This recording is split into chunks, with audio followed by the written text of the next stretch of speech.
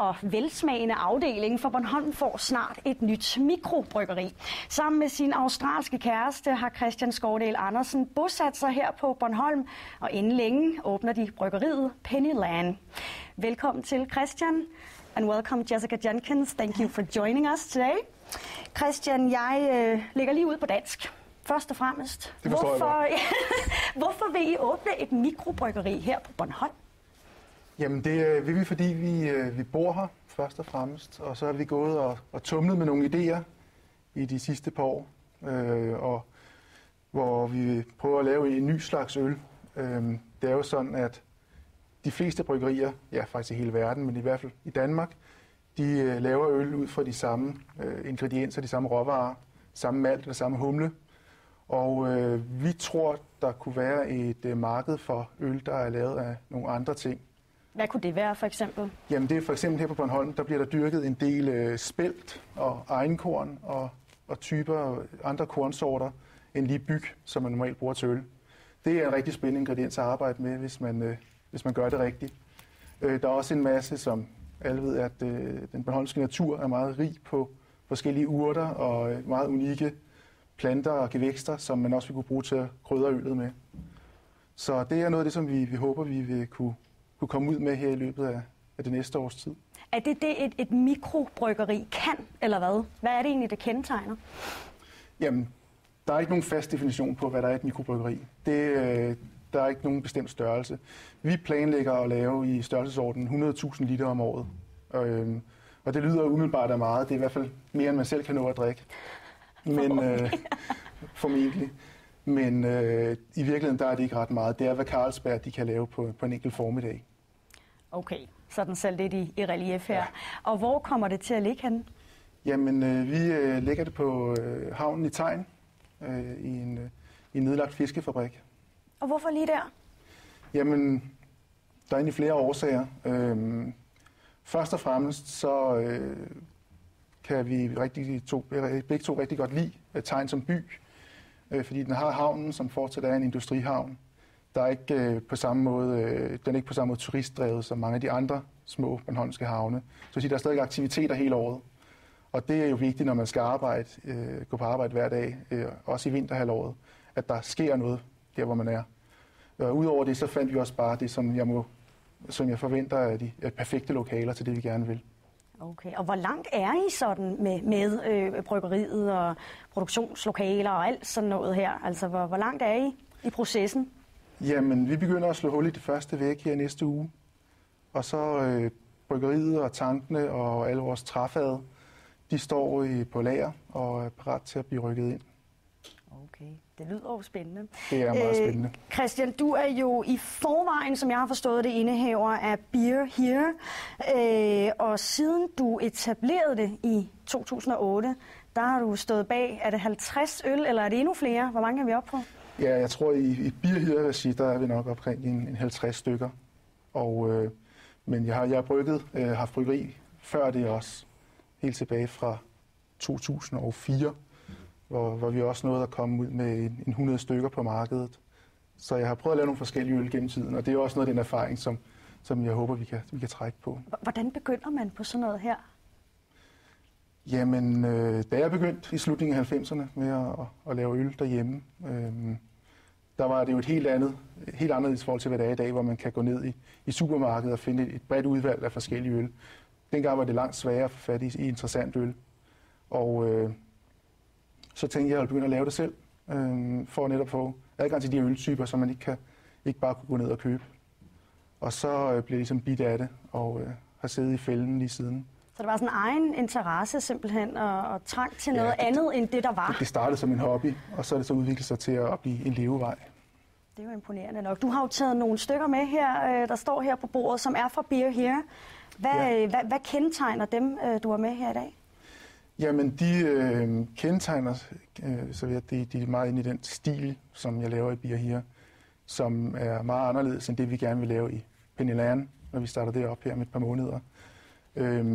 Hvor man kan sige, at Beer Here-ølen er mere traditionel øl, hvor der er brugt byg og almindelig humle, som alle mulige andre gør det. Og det er sådan set en øltype, som er meget nem at sælge, og som der er et godt marked for allerede. Så det er jo selvfølgelig det, vi håber på med Penny Lane, at vi kan opdyrke et nyt marked, og dermed komme ud i en situation, hvor vi er markedsledende på grund af, at vi er de første. Ja, for hvilke tanker har I gjort jer om salget af Penny Lane? Ja, om der har allerede været en del forhåndsinteresse, fordi jeg har jo kunder til Beer Here, som jeg har som du har et kartotek allerede? pitchet ideen på, og de er meget interesserede i det, fordi det netop er noget helt nyt. Okay. Og det nye her, Penny Lane, får jo altså også en daglig leder, nemlig din kæreste, Jessica Jenkins. And now I will continue in English. Jessica, I apologize for speaking Danish. That's okay. How come you want to be a part of this new brewery? It's coming to Denmark. The beer scene here is incredible. I mean, even in Australia, we are affected by what's happening with breweries in Denmark. Really? Oh, very much so. I mean, my old restaurant, we had sort of 300 or so plus beers, and, you know, a good 10% of them at least were probably Danish beers. And that's how Christian and I actually met. It was through the beers? Through the beers, yeah, because it was a beer-focused restaurant. So I went and heard him talk one day and promptly fell asleep. But no, I just think with what we're doing, it's a little bit different to what people have been doing in Denmark. It's quite a specific sorts of beer styles. It's a little bit different. It's not the usual ones, which are very popular and in trend at the moment. Just barrel aging everything and doing some of the sort of older styles and things like that. It's just a really exciting thing to be a part of. It sounds exciting. Yeah. I mean, they're some of my favourite beers, so yeah. That's great. Now, you mentioned your old restaurant. How experienced are you in producing beer? Nowhere near as close as Christian is. He's the maestro. He is definitely the maestro in this. I will be learning a lot from him. So he'll have me, you know, cracking me under the whip to get me into shape as far as the brewing side goes. I've been part of a brew project in Australia as well, called Boneyard Brewing, which still exists in Australia, obviously without me now. And so, yeah. But a lot of women prefer wine. How come beer is more interesting to you? Well, I actually come from a wine background. My family's been part of the wine industry. And I think it was when I first moved to Belgium that I started getting really interested in beer. And why? I just think it was being Australian, you get brought up drinking beer, but it's the same sort of thing as everywhere else in the world. You get up drinking your local lagers. And I think moving to Belgium, I started just suddenly being introduced to all sorts of different styles of beer that I hadn't really experienced that much before. And it was when I was in Belgium that my sister and my brother-in-law asked if I'd like to come back and run the restaurant and be a part owner of the restaurant, and it was beer focused, and so that was when I started really focusing in on beer. But I think what I love about beer compared to wine is that with wine you're actually quite limited in what you can do. A Shiraz has to be a Shiraz, a Pinot has to be a Pinot. There is absolutely no limits when it comes to what you can do with beer and ingredients. You know, people have put donuts in beer, people have put herbs and spices, people have put beard yeast. You know, you can do anything with beer, which makes it really interesting as far as matching beer and food goes, because it's limitless what you can do. Where wine is sort of, yeah, it's more limited. Yeah, it's limited. Yeah. And how much will you be focusing on combining beer with food in Penny Lane? Well, it's quite a big thing for us down there. We've got a bower room down there, which we're planning on putting in a sort of 20 to 30 seater private dining room, which will focus on really tasting of the beers, but also matching it with food. So doing big banquets in there with the beer and the food, and really showing people what it can be like. Hopefully we'll have the cafe up and going at some stage, but also with side products of the beer.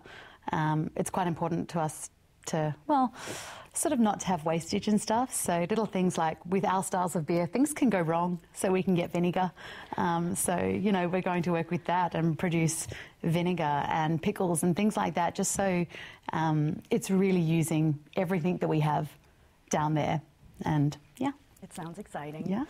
Both of you have lived here on Bornholm for almost a year. I understood you moved to Bornholm in May last year. Yeah.